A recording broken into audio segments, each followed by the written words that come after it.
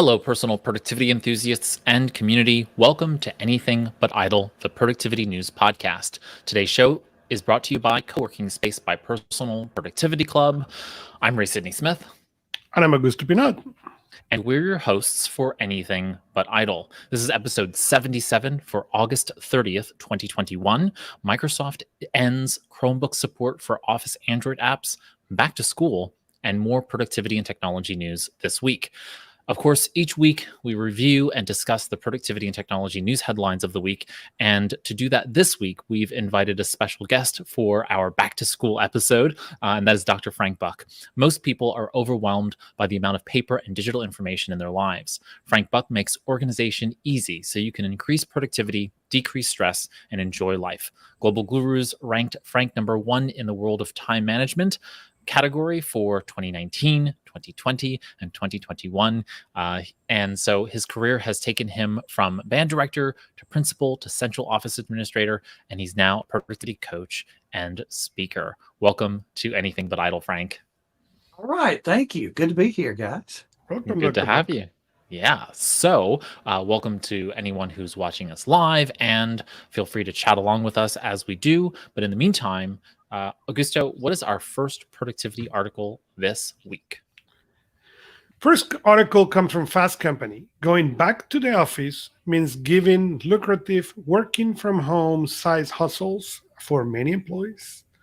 And, with all this pandemic and people surprised go home and now work from home, there is a lot of people who has find not only size hustles, but many other things that they were not aware that, the article in question talks about people who they tell a story about somebody who is baking, somebody who has found a software company in the side. And well, now what's going to happen when they need to go back to the office? They have been handling 2 or 3 of this, their main job and a couple of hassles in the side. And now they are called back to the office where, well, that's going to be a little bit more problematic and a higher challenge to do, and it's going to bring the decision to the people. But I think the problem is much larger than the size hustles. I mean, the size hustle bring the problem, but not everybody is struggling with side hustles. There is other people who struggle. Hey, now I'm doing exercise. I have lunch with the family. I don't drive. I had somebody who mentioned to me, wow, I needed to go to the office for a meeting, and these people dress fancy now. Okay, and probably was the same they were dressing a year ago or 18 months ago, but now, you are working more comfortable. And as an article we're discussing next, this is going to stay for a little bit. So what people is going to do with these size hustles? Well, what many people with side hustles did before the pandemic. They will figure it out, and many of them will find ways to have their full-time job and work on the fringes of that.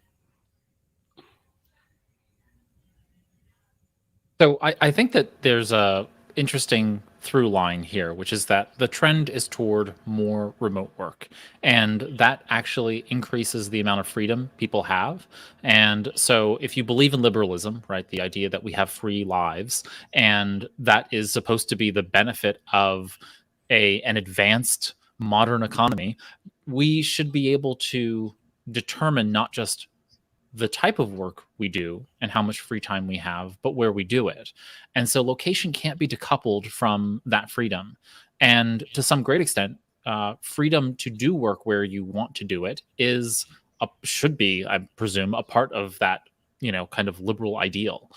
So I'm very curious about a lot of the executives' perspective here on the fact that, that there is a sense that there's not an opportunity here to be forward thinking about where the world is going, right? I mean, we just know the forward march is toward greater and more flexibility here. And so I'm really curious where the mindsets of these folks are. And I know we're going to talk a little bit about kind of the conflict between employers and employees in a bit, but I'm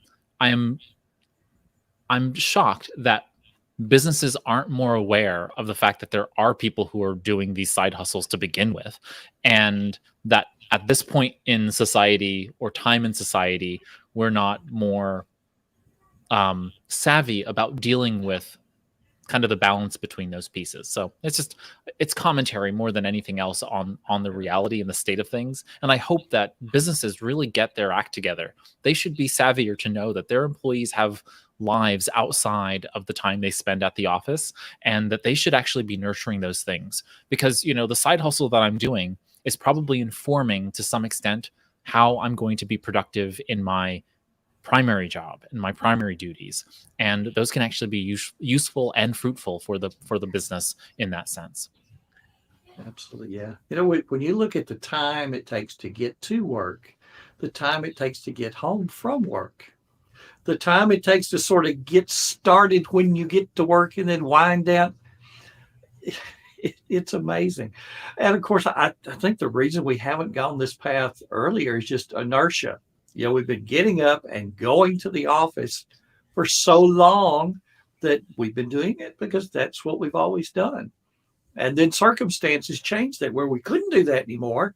And now inertia is another strong force. We're working from home, and that's working, and we enjoy it, and we want to keep that going.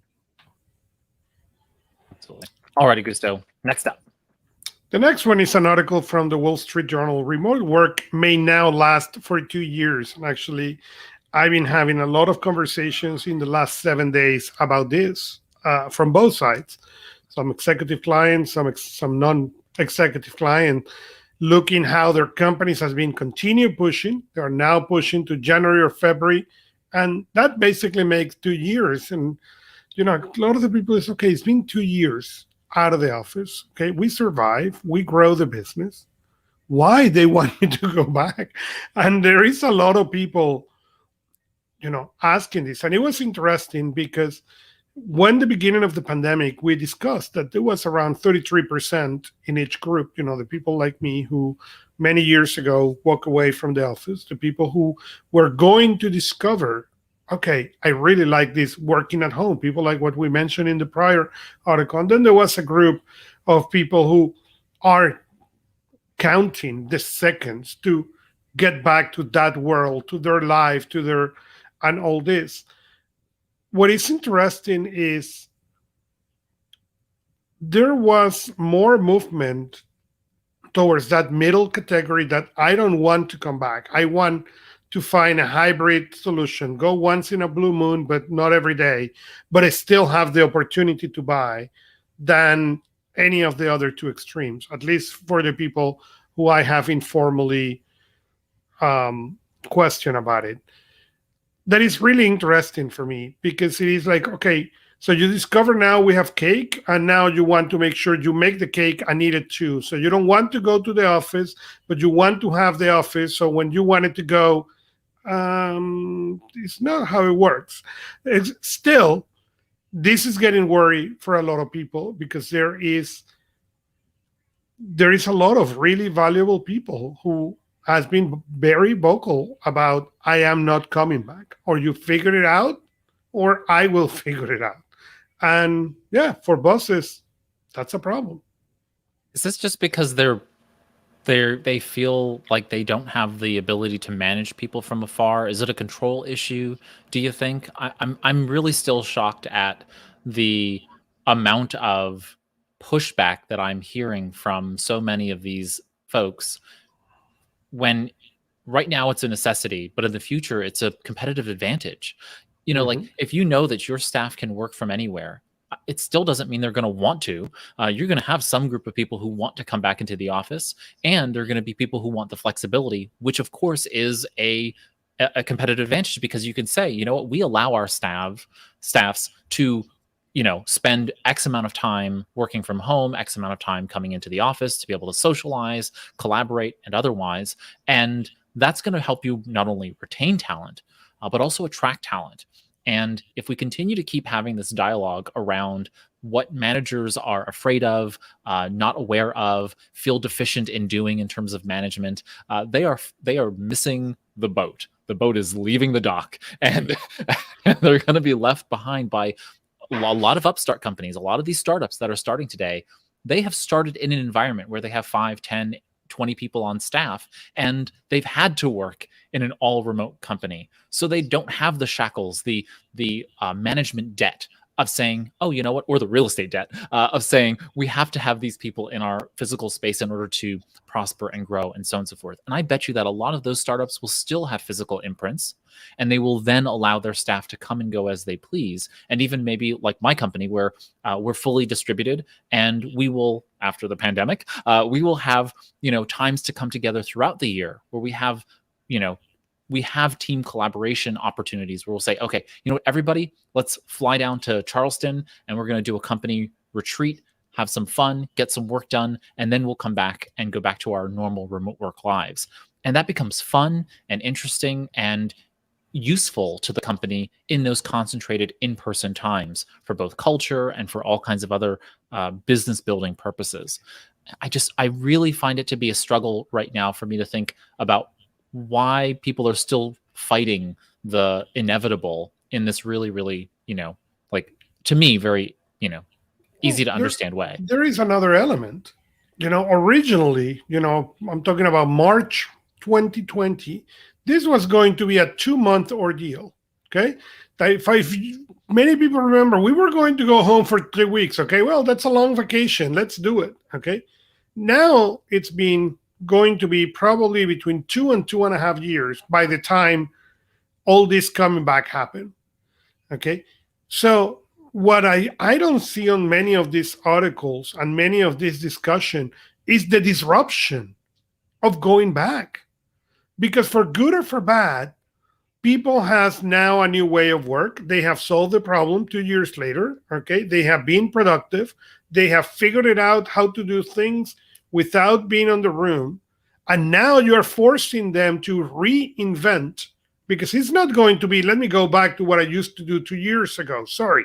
Most people don't remember what they were doing 2 years ago for work. They know what they were doing last day, okay, yesterday, the day before maybe. Now you're going to do a whole disruption of that.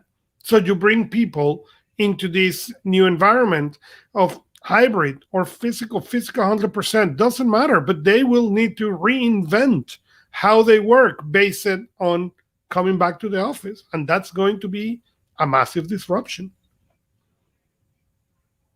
Let's move along, lest we be here for the rest of the evening diatribing. I don't know what you're talking about. The next one is 10 aspects on which remote work employees and employers disagree. This article was really, really interesting. And yes, it's true. When you listen to this, you talk about the difference on the concepts of the productivity. If the managers are ready, the childcare benefits. I remember at the beginning of the summer, before the Delta variant came, and people were saying, okay, we are going to come. And people were like, yeah, what I do as a kid, tied it up with duct tape to the wall, because there is nothing right now that I can do as a kid. There was no childcare. There was no options for that. So and you mentioned something today about the purpose of the office space. And weeks prior, we talked about an article of when the office, as we understand it, was the beginning of that in the 1950s. And, well, maybe what we need in 2021 and coming 2022, it's a reinvention of the purpose of this space and make it really to collaboration, but not to be there every day, to make it for something different. The article talks about mental support, health, come back to the office. How much time are we going to spend in the office? Do we really need to be in the office 8 hours? Or fine, let's go half a day now, 3 times a week. I don't know. Can we build this culture remotely? And me getting into my soapbox, yes, you can. Okay, there is plenty of companies who have done it incredibly well. Automatic being one of those, among many others. The idea of remote flexibility and how much can we work remote. That it is funny for me that we still discuss how much can we work remote when we have been doing it for 2 years. But there is people arguing, well, we cannot do it. Well, what you have done the last 18 months. So I'm going to stay myself out of this soapbox, because this article was what is called a banana sleeve that Ray threw my way. So I slide into my soapbox. Well, I think the big thing with our society is so many of us are knowledge workers now. 100 years ago, it was going to the factory, it was making things, and you had to be there where unmade things were in order to make them. And now, being remote workers and being able to communicate so easily through telephone, through video now, it's just the way we work has just changed so much.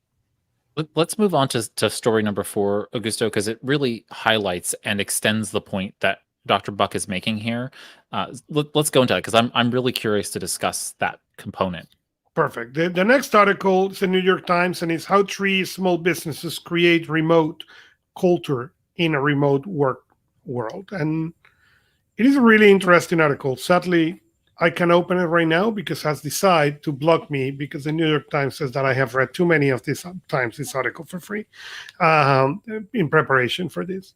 So one of the things that was talked about in that article, I think, really highlights what you're talking about, Frank, which is that we have come to a point in society whereby we get creative even in the manufacturing, the factory floor type work. And this particular company, I forget the name of it. It was like, I'll have to look it up now, but they basically went in and they had their engineers basically set up workshops at their homes, and many of them already had this going on, right? So they were already like hobbyists in their own world.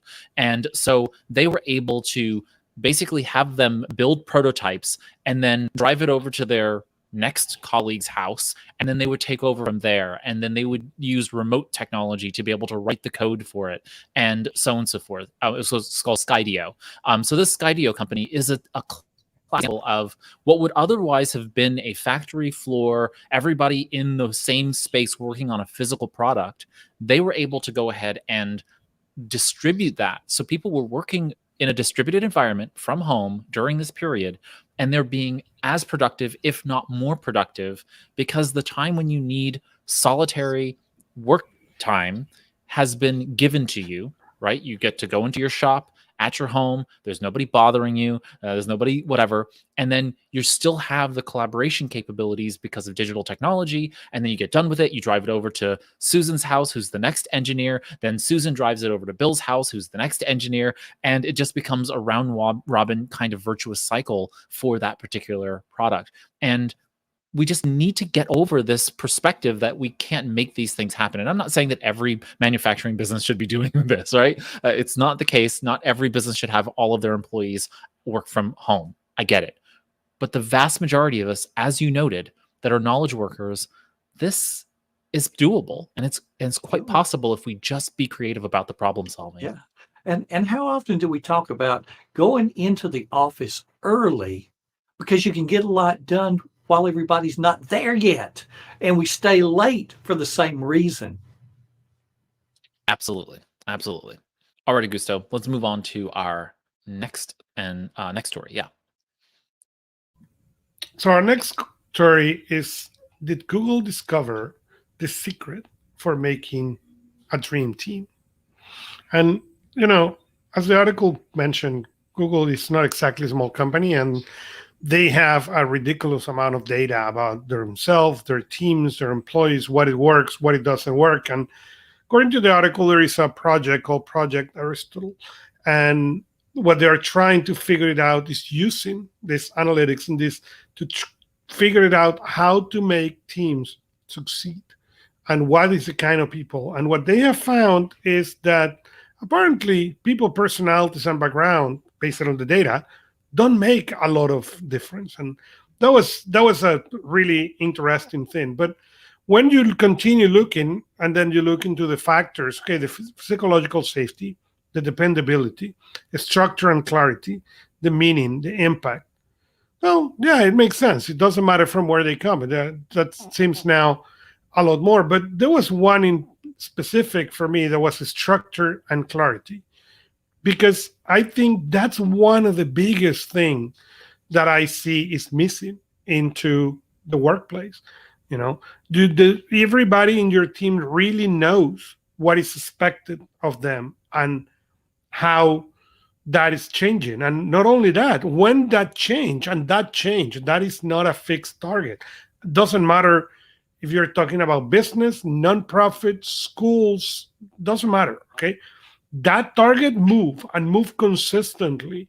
But do you have really a way to work with your team so they know what is that expectation? And as it change and evolve at the speed of light, they understand what are those changes. And I think being the other factors in the article interesting, if you can keep that structure and clarity of what is expected well, then yes, you can build a dream team. You know, even when you think about a structure and clarity, that is the key factor when you want to delegate to anybody. So Yeah. if you cannot have that, how do you delegate? Yeah, and I think the missing elements here are that we have a foundational technology company, so they have all of the technology they need at their fingertips, and that is a core component of this as well, which is that they're not afraid of the technology and they embrace the technology in the process. I will say that the marrying of structure and clarity with psychological safety, we've talked about this in past episodes. We spent a good amount of time, I think, in the last episode or the episode before that, talking about psychological safety. And if you do not know how and whether or not you have psychological safety in your company, just figure out the clear litmus is, do I feel comfortable with making mistakes and having my manager find out?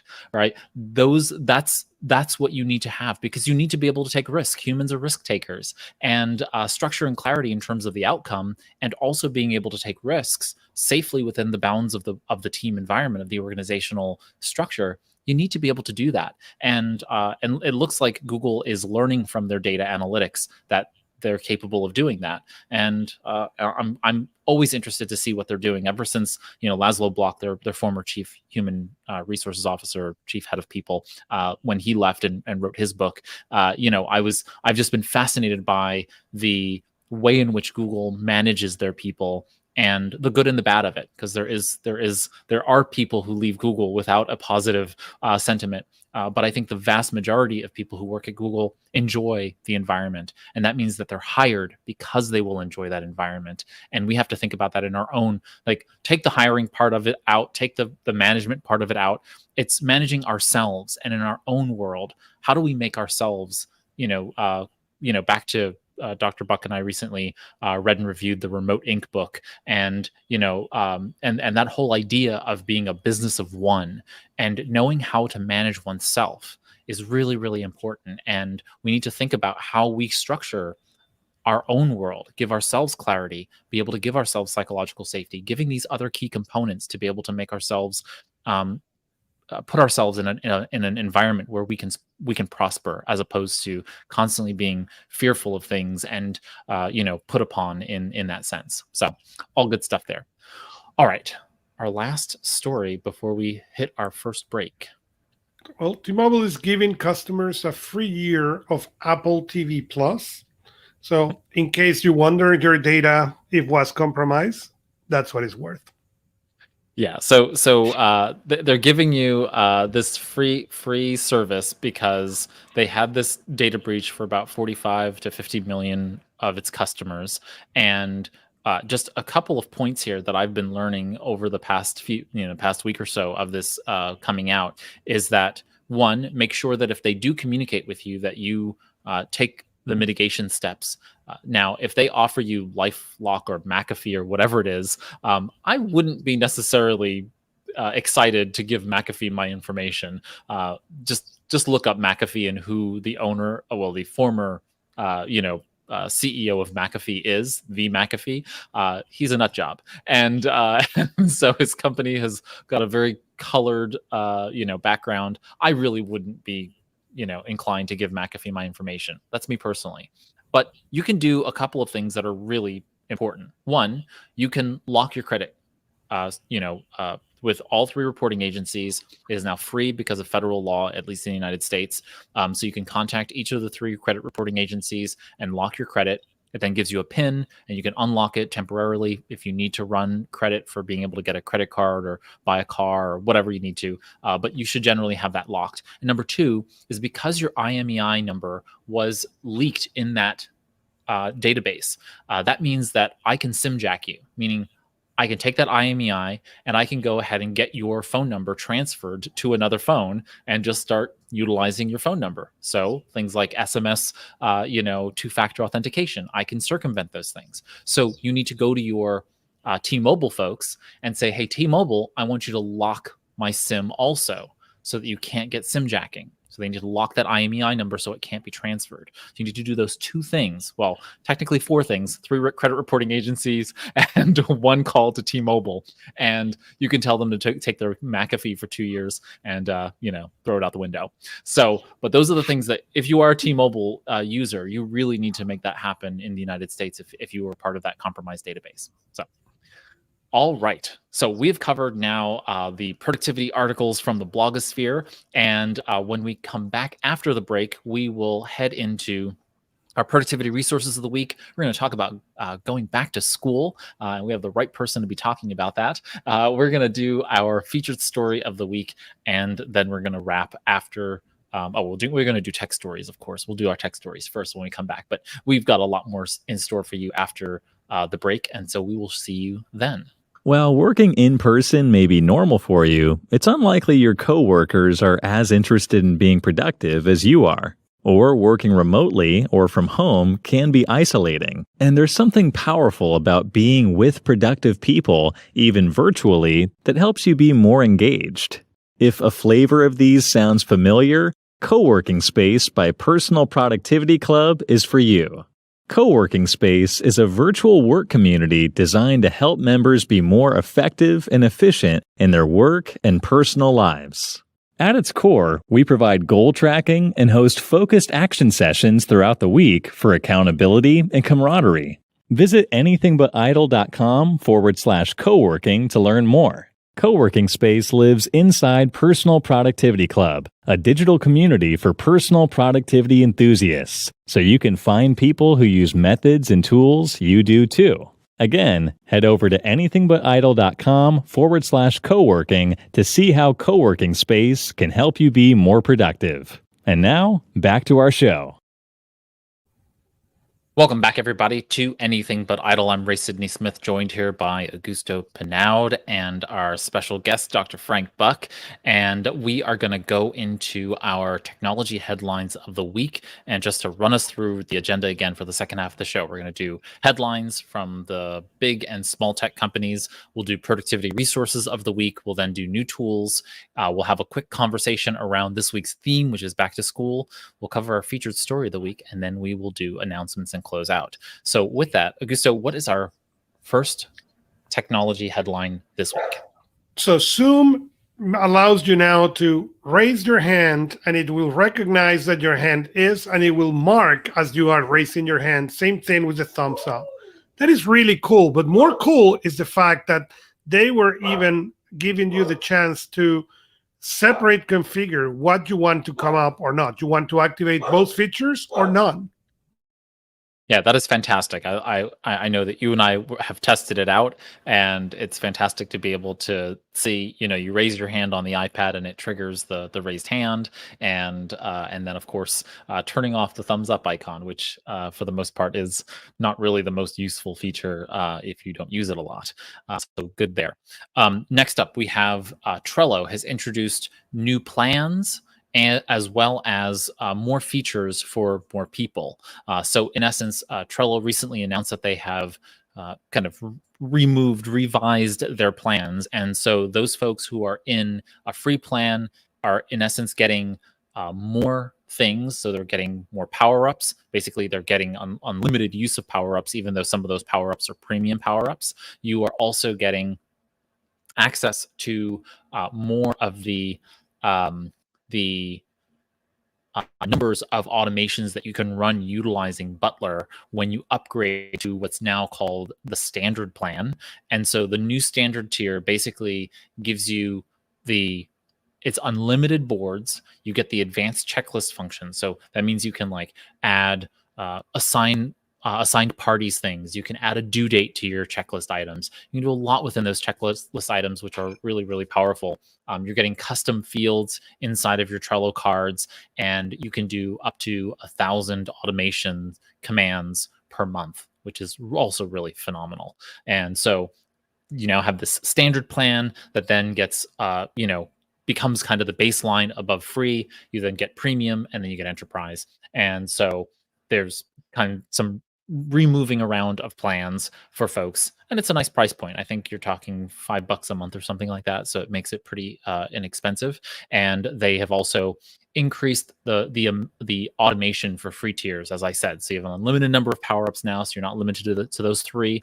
And so you can use both free and premium power-ups. Of course, you may have to pay for those premium power-ups for those services, but they're all available to you in the system. And so if you don't know Butler, if you don't know Trello, certainly worth checking out and seeing whether or not it can be something that's useful to you in terms of, I would say it's a little bit more low-code automation than no-code, but they're really pushing to make themselves a viable alternative to Slack and Monday.com and Workday and not Workday, what's the other one? But several of those other project management platforms that are out there. Alrighty, Gusto, what's next? Okay, the next one is Google Task is now adding more things, and we cover Google Task. So now you can do Tabs. Thank you very much. The word tabs is escaping me today. You can do tabs. That is great because that means you can now sort the things much better than what you could before. But also you can star them. So that way you keep them there. What I love that they come soon with is labels. So really they can turn into a robust thing. But I think the tabs with the stars, it is a fantastic step in the right direction. And I really hope from the people who begin with and invent the labels on the email that labels for the task are coming soon. Yeah, it makes total sense. Starring, just like you can star an email within Gmail, you can now star tasks. It creates its own tab, basically a star at the top of the list. This is still mobile only, so we'll see this come to the desktop at some point, and then we'll see the tabs, I hope, also come to the desktop at some point, hopefully with a desktop view, because tabs in that little tiny sliver on the side of your Google Calendar or Gmail is not quite useful. So really looking forward to having them give more love to tasks. And there's a reason for that. Now that we're using Google Rooms and having those capabilities, if you don't know what Google Rooms are, so it's the workspaces within Google Workspace. So if you're inside of Gmail or inside of any other space within Google's workspace spaces, you will see these rooms, and they have their own embedded tasks and their own embedded components that you can collaborate with people on. And Google wants to make sure that you have parity to be able to make projects happen with others. And so that means Google Tasks needs to be more robust. And so I'm really glad to see them giving it love. All right, next up. Well, Microsoft Teams will no longer see any updates for iOS 13 or older. Microsoft took the decision, I don't know when, recently, 2020, I think it was, that they were only going to keep updates for the last, so active version and the version prior. So in this case, iOS 15 and iOS 14, and everything before that, it was going to stop developing. So they already announced that it's going to be iOS 14 and 15 starting sometime in October, and Teams will not get any more updates. Not only that, they are saying that if you keep it installed, you will be able to install it, but if not, if you uninstall it for some reason, you will not be able to install the version back after you lose it. So, all right, next up, Google Podcasts. Google Podcast web app now is synchronizing your queue and listening progress across device. And I think that's exciting. I don't use Google Podcast. I have it installed to testing and stuff, but it's not my main driver is not Google. But the fact that you can synchronize, I think it's really, really, really powerful. That's one thing I love about our cast is I have them on 2 of the iPads and the phone. So regardless the device I get, I can listen a little piece in here and a little piece in there and continue in the other one. So I think the fact that Google is doing that, it's really, really exciting. Yeah, so I am a Google Podcast user. I have the apps on all of my devices. And now to be able to go to podcasts.google.com and pick up where I left off on a podcast episode on any one of my phones or my tablet is fantastic. It is a seamless, experience across them now. And it's just great that they're bringing this level of parity to it. And hopefully they'll make Google Podcasts a PWA at some point. And then I can just pop out of the browser and have it as its own application for me to be able to use and drag around. They have YouTube Music doing as a PWA. Why wouldn't they have Google Podcasts at some point have that same piece, as well as being able to download those files locally? Because I might decide that I want to take my Chromebook and go off the grid and listen to some podcast episodes while I'm, on a country, road or something like that, where I'm not going to have service. And it would be really nice for them to be able to give folks that capability.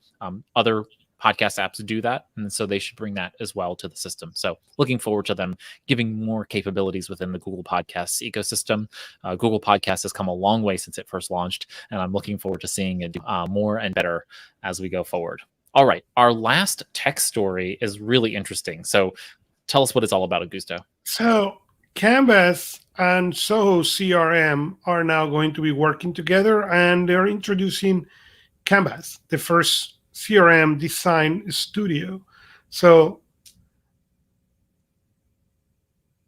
it is really interesting that they are going to bring everything together and being able to work the CRM and work the templates and work the design and make it prettier. Yeah, so I don't think that this is actually a partnership between Canva and Zoho. I think this is purely only Zoho. So No, right. Mm-hmm. Yeah, so what Zoho has done here is they're giving you a WYSIWYG environment to be able to edit your CRM. So make it pretty. Exactly. What you see is what you get, or WYSIWYG is the term. And what they're doing is they've actually really made it beautiful. They've made your CRM within Zoho, if you use Zoho CRM, like very, very granularly capable of being controlled. So every element within the ecosystem can be controlled. You can put images and you can rotate things and, expand them, change fonts, change colors, shading, coloring and shadowing, like every little detail to be able to make it look the way you want to. And you're structured by teams. So say, for example, Frank, he's in, invoicing. So the invoicing folks want to see their CRM dashboard very differently than I am in sales. I'll put you in sales, Augusto, since you're the sales guy. So you go into sales and you're going to want to see it in a completely different way than me, which is in operations, right? I'm going to want to see it in some other dashboard, but we can now slice and dice the same data in different dashboards in completely branded terms that you couldn't otherwise do before.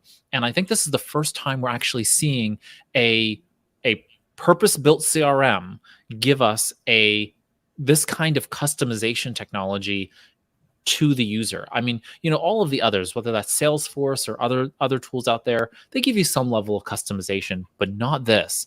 This is really unique in the environment because they're giving you true just design control over the environment. And I'm pretty impressed with the product that I've seen so far. It's not going to make me jump over to Zoho CRM, but I will say that if there are designers out there, or if there are people who are looking for a CRM and they are already using some Zoho product to begin with, I think I would probably steer them toward it if they really wanted granular control over all of the features of their CRM. So that's pretty good from my perspective. Yeah, I think they did a really good job. I agree with you. Yeah, fantastic. So those are our technology headlines this week. And with that heads over to productivity resources of the week. And of course, Augusto and I search the interwebs all week long to bring you the stories that we bring you today. But of course, we come across many personal productivity tools, apps, and services along that journey. So in personal productivity resources of the week, or productivity resources of the week, we each bring you one, new or old, we think you might like. And of course, we invite our guest to be able to share one of those as well. And so today's productivity resources of the week are kind of within the education space, so to speak. And so let me pull them up here. And so my first one is, I've got to find mine. Here it is. So mine is actually a tool called Semantic Scholar. And when I first saw this, I thought, nah, I'm just like, whatever. I'm not particularly going to use this tool. I just don't.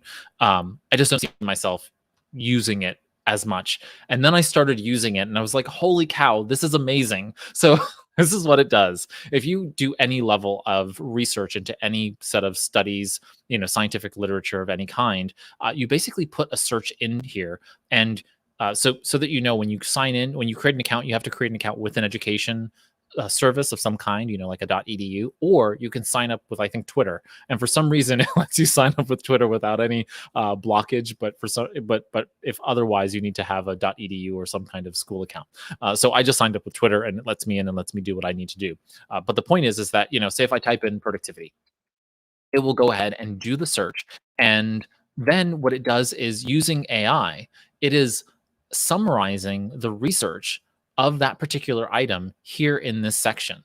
So it's not just lifting the abstract, it is actually going through the article and doing this quick natural language summary for me and providing this level of information for whatever it is. So if I wanted to put something more, I said, let's go procrastination, and I put in, I'm going to misspell his name, I think, but Dr. Timothy Pitchell. I got it right. All right. So you can see here that it shows me articles about procrastination and ones that, of course, include Dr. Pitchell.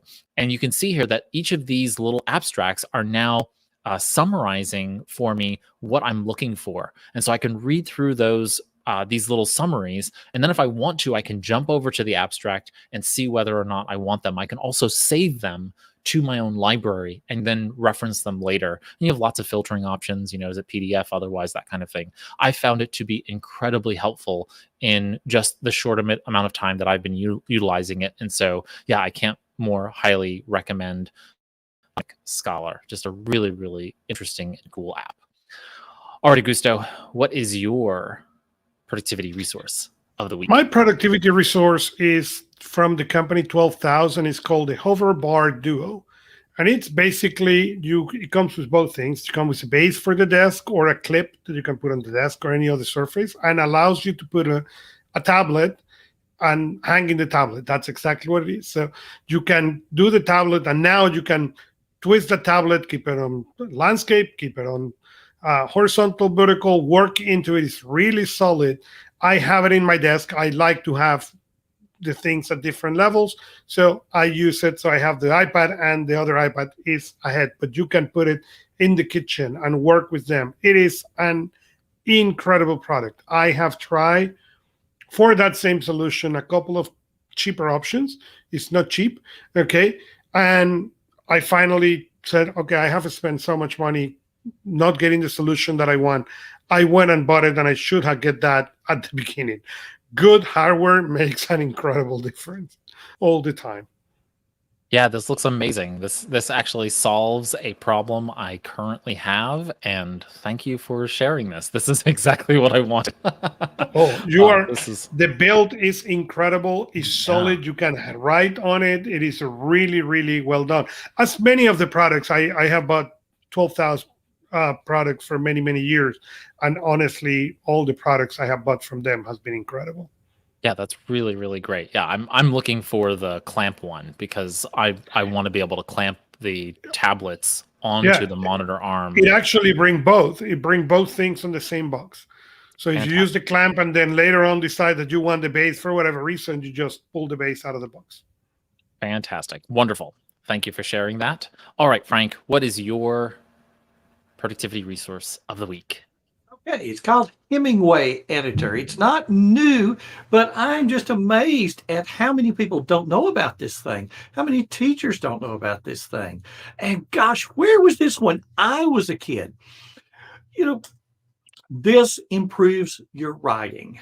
You'll find it at HemingwayApp.com. So in other words, Hemingway, like the writer that we all thought of in terms of his aggressive, strong writing style, his active verbs, his short sentences. So the idea is you just highlight and delete all this sample text that's there, and you just paste your own. And you see the colors over at the side. Anything that it thinks is hard to read, it turns it yellow. Very hard to read, the pink. It highlights passive voice. It highlights excessive use of adverbs. So before I send an important email, before I send a newspaper article, before I publish a blog post, I take the text and run it through here. Now check your ego at the door, because it's going to color this thing up like you wouldn't believe. Normally for me, it colors these sentences and says, these are very hard to read. And I look at it and I go, you know what? If I broke that sucker up into 2 sentences, or maybe even 3 sentences, well, one, the color goes away. And secondly, I go, gosh, that's a whole lot clearer. It improves your writing. And now, as we're talking about education, just think about in the education arena, how many times as a student did we turn in our essay, and then maybe we got that essay back a week later, all marked up? How much value would it have been if, as we were composing it, we were getting this kind of feedback in real time, where we could grade ourselves, and when we could turn in something that was so much better, and the teacher didn't have to go through with the red pen and correct all this stuff. So every student in the world needs to know about HemingwayApp.com, and every teacher in the world needs to know about this. Yeah, and some really interesting components that I've learned about Hemingway app over time is that there's a desktop application, and it's a one-time fee, and it works offline. So it's just really brilliant, because you don't need to have internet access after you install the desktop version of this, and you just pay that one-time fee. So definitely worth thinking about if you want to be able to utilize it, say in a in an environment where you don't want to be accessing or sending your information to the cloud, right? Because now it's being done locally. So you don't want anybody to know about your upcoming secret novel. Right. Yeah. And of course, and the web app is free. And then over at the side, in the sidebar, it even tells you the reading level that, this was on a 6th grade reading level or a 4th grade reading level, and a word count in there. So just amazing. Now it doesn't save. So, copy and paste that sucker somewhere else if you got something in there that's important, because it will not save your work. Definitely. Yeah, you make me laugh with a red pen. Obviously my kid is going back to school, and she was asking this weekend, no, we need to get color pens. No, we don't. Yes, we need to, because the teacher likes that she makes all these marks in with a red pen, and then she wants us to use different colors to identify this. So I don't know if I got sold snake oil, but I bought the markers. So as we go back to school, we have kids going back to school, and we are in this environment, Dr. Buck. What are some tips that you might have for folks who are dealing with children going back, potentially hybrid for some amount of time, before at least we see more and more, quarantines and lockdowns and so on and so forth, as COVID, continues to ramp up. Some kids are going back remote, and I live in an area where there's a lot of colleges and universities, and so I see all the kids moving in and back to school and so on and so forth. What are some thoughts you have for, just some advice you have for folks going back to school? I'll share something that a professor told me as our cohort was beginning our doctoral journey. He said, as you go down this road, get very comfortable with ambiguity. And as a person for whom ambiguity is the enemy, I want everything very clear, very black and white. What am I going to do tomorrow? What am I going to do the next day? Line it up for me. That was a hard pill to swallow, but there was a lot of truth in it. And as kids are going back to school, where we don't know what COVID's going to be 2 weeks from now, 3 months from now. We thought it was going to be behind us, and it's not. Get very comfortable with ambiguity. Nobody's got all the answers. Your teacher doesn't have the answers. The principal doesn't have the answers. The superintendent doesn't have all the answers. Because one, the answers are changing on a daily basis. There is so much emotion that's happening now. It seems like every day there's a school board meeting somewhere where adults are screaming at each other the way that we try to teach our children not to treat each other.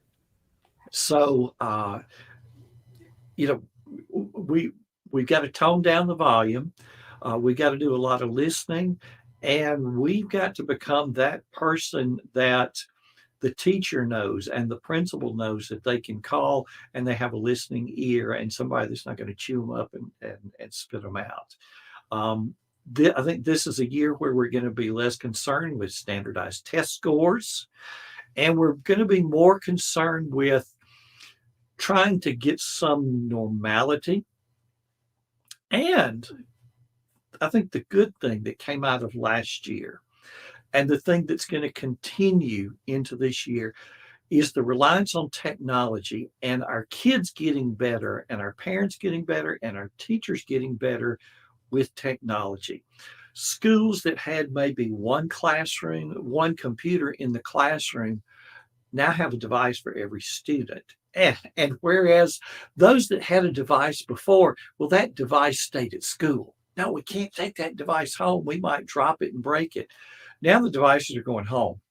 It's just a part. It's just like the textbook. It's just like the notebook, because so often the kids go home and the kids aren't coming back for several weeks.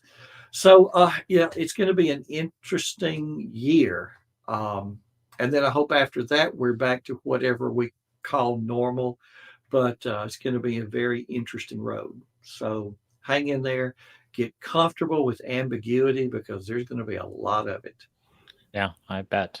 I love that advice, and actually, we were talking with the kids day prior about flexibility and ambiguity, and actually the call was flexibility, but I think it's going to bring back to the dinner. Do you guys remember what we discussed a couple of days? Okay, now let me bring you another concept that Dr. Buck brought today into the podcast, because I agree with you. I don't think it's going to be a one solution. I don't think it's going to be anything what we have seen in other states. The kids are going to be coming and going at least this school year, if not this one and the next one. And the good news is many of the teachers got a quick forced learning into use technology. And what I think this year will bring is, okay, now they experience both extreme. And what I mean with that is extreme of being only in the school teacher and being only remote teacher. And I think now, I hope at least, more teachers are going to embrace that technology, looking for somehow of a middle point and looking for really get more use of this technology for the benefit of the kids, or at least that's what I hope. Yeah, something that I think comes to mind just as it relates to all of this is that now that we are both working remotely or working in a distributed environment, potentially even doing hybrid work right now, and maybe going back to a remote work environment, and students are going back to school and potentially also kind of yo-yoing back and forth between being in person and being remote. We as parents and as adults around those kids, and I mean, both, young children up to high school age and even secondary education students, post-secondary education students, we need to be modeling good productivity skills for them in light of the dynamism that we're facing. And that is not just for them to be productive members of society, but I think also going back to Dr. Buck's perspective on the emotions, right? These are heightened emotions. We are still losing, almost 1,000 people a day. I mean, people are dying, and some children are more sensitive to that than others and are aware of it. And, that's their grandma, their grandpa, maybe brother, sister, uncle, cousin, those kinds of things, where these impacts on them are indelible in some cases. And by showing them coping mechanisms that are both productive and healthy, I think can be very, very useful. And so modeling good behavior. This is not the time to spout off at a spouse.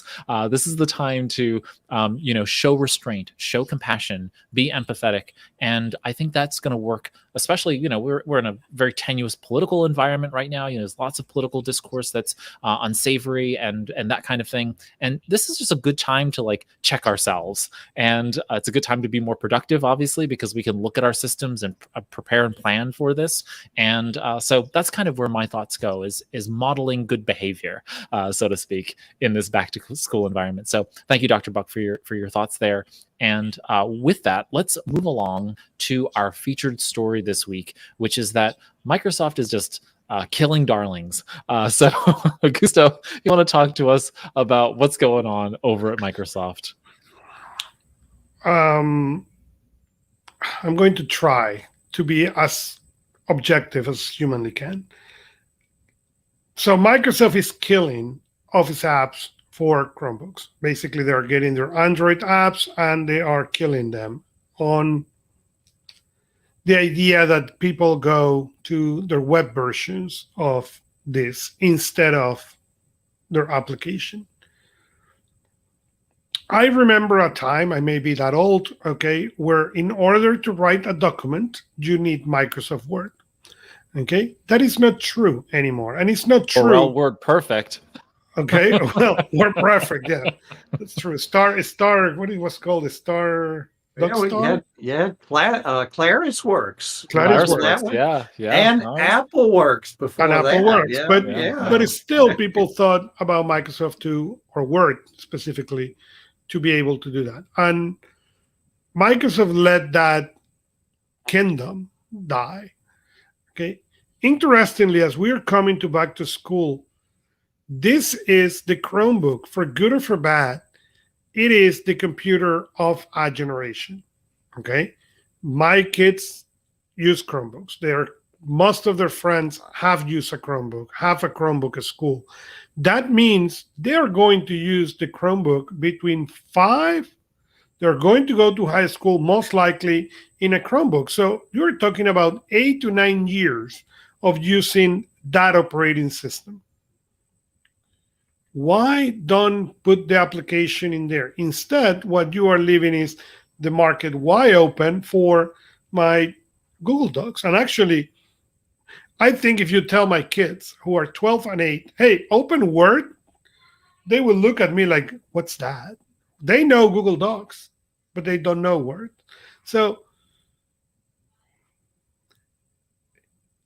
it is a mystery for me why Microsoft do something like this. And I've been doing every effort not to get into my soapbox. But why you are going to kill, sorry, you may like or not like Chromebooks. That's beside the point. You may like or not like iPads. That's beside the point. And you may want people to use your Microsoft tablets. The reality is people will or will not. Okay. And the reality is, for parents, Chromebooks is the solution. Okay. You can buy them for $80. Okay. And sorry, kids destroy things, at least mine. Okay. Find me a couple that doesn't, please. So this is the reality. Not only that, for schools, this is the machine that makes sense. So why you don't try to keep Word? The last thing I have to say into this is, yes, you want me to use a thing on the web. That is great if I have a good connection. That has been proved in the last 18 months that not everybody have. But 2, you are giving me a watered down version of your Android platform. I'm not saying to the desktop. I'm saying it's a watered down from the watered down. Okay. And that never works. So I don't understand. I've never understood Microsoft's strategy. It's good to say. Okay. But I don't understand the strategy in here. So I am not an apologist for Microsoft in any way, shape, or form, but I will play devil's advocate here to potentially explain where they're coming from, which is to say that they have a lot more data than we do in terms of what's going on in their world. And they must have been paying attention to the number of Android installs on Chromebooks specifically, and decided that the install base was small enough. And they saw the usage of people using Chromebooks in and the Chrome versions of those Microsoft applications reach a threshold that it was like, you know what, parity feature is enough in the core features that are being utilized that we can drop the Android applications. That's kind of where I'm seeing this, is that they were just reading the numbers and said, we keep putting more energy into supporting Android applications on Chromebooks, which is a form factor they don't want to support, and just decided we already have these PWAs. I mean, I use the PWAs every day for Outlook and other things for other projects I'm working on. So I'm running Microsoft products in a PWA, basically a Chrome browser instance, and Outlook is no different for me. I mean, it works the same way I think Outlook should work. And I'm not a Power Outlook user anymore. I used to be, but since I moved to Gmail, I really haven't looked back. And so all of the application pieces that I want, Word, Outlook, even SharePoint, they're all working wonderfully within the browser. And so maybe Microsoft is seeing that and said, you know what, on the Chromebook, we're just going to force people to use those, and not force people, but give them that as their option for it, and see how they move forward, especially with the movement toward Windows 365 and wanting to make that ecosystem really browser focused. They're really pushing that arm that way. That's my devil's advocate thoughts on why they would make that choice. So I just need to add a disclaimer in that your threshold bar in order to make the disclaimer that PWA is good enough. It's really low. That's true, right? Like we're not talking about power users, right? Yeah. Like if I'm a power user, I'm going to have a high level device. I'm not going to necessarily have a Chromebook. I'm not going to be running Chrome OS, and I'm probably VPNing in or using some kind of VMware to remote into a full desktop experience, which means I already have Outlook or Word or whatever on my desktop that I'm remoting into. So for the student, for the person who's really looking to have access to those features on a Chromebook, do I really need the Android application, which again is feature limited comparative to the PWA? We're talking about an application that actually has more features on the PWA than in the Android application ecosystem, as far as I'm aware. And someone can correct me if I'm wrong here, but I feel as though as they get the PWAs better, as they get the web implementations better, it will then become that much better and better. Now I can drag and drop a file onto the Windows, the Microsoft Outlook environment and attach a file. Couldn't do that before. Can't do that in Android. So we're getting more features here because of Chrome bringing that, which Chromium is bringing those to Microsoft Edge, so like we're getting all of these benefits, and they're converging to a point where I think Microsoft is saying, you know what, the browser's the new desktop, it's the new operating system, so let's support the new operating system. And Chrome OS, Android, Microsoft Windows, those are legacy things. Let's really focus on the browser being the operating system. That's my thought here in terms of where they're going with this. And we'll see as they bring out Windows 365 and it becomes a reality, as we see a closer perspective when we get to Windows 11, where we're going to see that near the end of the year, and what's going to happen with regard to new people who have the TPM chip, and those folks who decide to install outside of the cycle that Windows, Microsoft wants them to, and people buying new devices with Windows 11. All of those things are to be seen, especially as it relates to this Windows 365, which I think is this very interesting outlier in the world. And right now it's built for enterprise, maybe built for education and large install bases, and they don't see the need to support Android on those Chrome devices if every student is giving a license to log into Windows in the browser, right? Like they don't need those locally installed pieces. So they're playing, all of those pieces around. They're trying to get around Google, right? They're using Google as a surface, and so if they can get 3,000 students in a school system to purchase, and not purchase, but the school system to purchase licenses to Windows 365, they don't care what operating system you're using anymore, because once you're in the browser, you're back in a Microsoft device. And I think that's where they're going with all of this. I really do. And they think that I think that they think that Windows 365 is the future for enterprise, the future for government, and the future for education. And that's the way they get around the fact that Chromebooks are in everybody's kids' pockets and backpacks nowadays, right? They got to figure out a way to get around that. And I think they think Windows 365 is the avenue into it. And I'm willing to be wrong. I'm going to let you be the devil's advocate in this one. All right. With that, we have now covered all of the productivity and technology news this week. Dr. Frank Buck, thank you so much for joining us here on Anything But Idle. How can folks keep up to date with you and the work you are doing out there in the world? Absolutely. Thanks, Ray. Come over to frankbuck.org. When you get there, get on my email list, give you a couple of free gifts right off the bat. 15 years worth of blog posts there. Check it out, frankbuck.org. If you're on Twitter or Instagram, I'm at Dr. Frank Buck. Would love to have you follow me. And it's been a pleasure being on the show, guys. Fantastic. Always great to have you, Dr. Buck, and we will have you back. And you're one of our contributors for our contributor segments. So you'll be seeing, and we'll be seeing you in those episodes as well. So thanks so much for joining us today on Anything But Idle. Thank you, Dr. Buck. All right, Gusto. And then there were two. Then there were two. We've done it again. Another week, another. Continue quoting Agatha Christie. Exactly. Well, thank you so much, really, for putting together the show each and every week. It's really great to have you, doing all of the work behind the scenes to make it happen. Thank you. All right, everybody. If you are watching us live, feel free to click that thumbs up icon on the YouTube video. That really does help the interwebs, Google and the YouTube gods know that we're doing something that's good, that's worthwhile for other people. And so feel free to click the thumbs up icon. You can also subscribe to the YouTube channel, and that also does help us. And it'll notify you, of course, when we go live in the future, but mostly it's just sending them the good signals. You can also rate and review us if you're listening to the podcast after the fact. So if you're listening via the podcast, hi, how's it going? And feel free to go ahead and subscribe to the podcast, review us in the podcast app of your choice. And those are also beneficial. And if you have already done so, thank you for doing that. If you are interested in seeing the show notes actually include links to all the stories we covered today.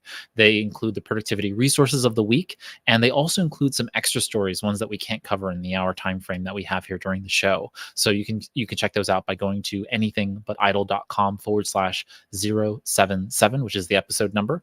And so when you go to anythingbutidle.com/077, you'll find the show notes. That'll also include a text transcript, one that's readable on page, as well as one that's downloadable in PDF. So you can download that offline. And if we've missed a story that, once you've looked at the show notes, you see all the stories, you see all the links to the extra stories, and we missed something and you want us to cover it on the show, feel free to send that along to us by clicking on the contact page right there on the website. You can also tweet or DM us on Twitter at Anything But Idle. And so you can find us at Anything But Idle on Twitter as well. And yeah, so we appreciate the feedback and the thoughts and the tips for stories as they come in for us to discuss. And so with that, we really want to thank you for joining us today for Anything But Idle. And we will see you all next time on Anything But Idle. Here's your productive life.